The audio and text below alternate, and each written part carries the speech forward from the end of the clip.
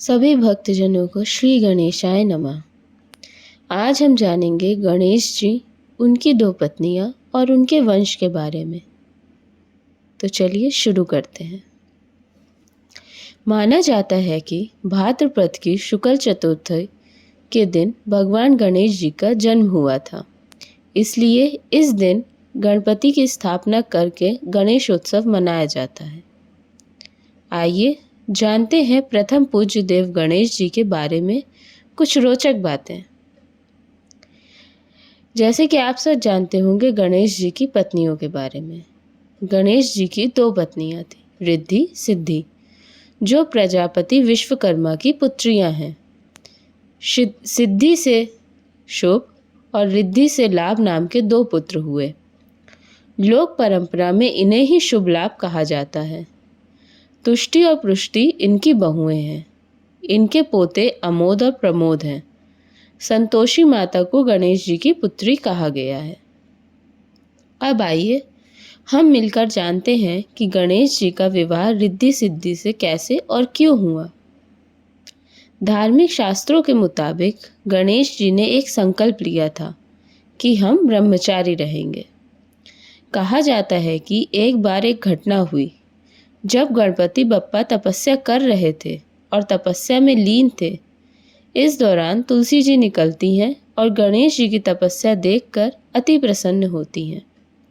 प्रसन्न होने के साथ साथ भगवान गणेश पर वह मोहित हो जाती हैं और गणेश जी के सामने विवाह का प्रस्ताव रखती हैं। उस दौरान भगवान गणेश ने कहा कि हमने संकल्प लिया है कि हम ब्रह्मचारी रहेंगे। इतना सुनने के बाद तुलसी जी क्रोधित हो जाती हैं। इसके बाद तुलसी जी ने भगवान गणेश को श्राप दे दिया कि तुम्हारा एक नहीं दो विवाह होगा।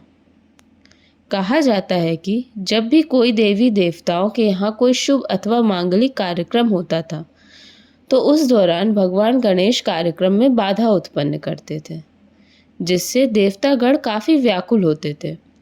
जिससे परेशान होकर देवतागण ब्रह्मा जी के पास गए और अपनी व्यथा सुनाई। इसके बाद ब्रह्मा जी ने अपनी शक्ति से दो कन्याओं को जन्म दिया, जिसका नाम रखा गया रिद्धि और सिद्धि। दोनों कन्याओं को लेकर ब्रह्मा जी भगवान गणेश के पास पहुँचे और कहा कि आप मेरी दोनों पुत्री को शिक्षा दीजिए। ऐसी स्थिति में जब गणेश भगवान रिद्धि और सिद्धि को शिक्षा देने में उलझ गए तो दूसरी तरफ देवताओं के सभी मांगलिक कार्य आसानी से संपन्न होने लगे। पंडित कल्की राम बताते हैं कि जब गणेश जी को पता लगा कि रिद्धि और सिद्धि के कारण देवताओं के मांगलिक कार्य संपन्न हो रहे हैं तो उस दौरान उनको क्रोध आया। इसके बाद ब्रह्मा जी प्रकट हुए और भगवान गणेश को सारी बात बताई। ब्रह्मा जी ने भगवान गणेश से कहा, रिद्धि और सिद्धि का अवतार ही आपके श्राप को मुक्ति दिलाने के लिए हुआ है। ऐसी स्थिति में आप रिद्धि और सिद्धि शिव से विवाह करिए।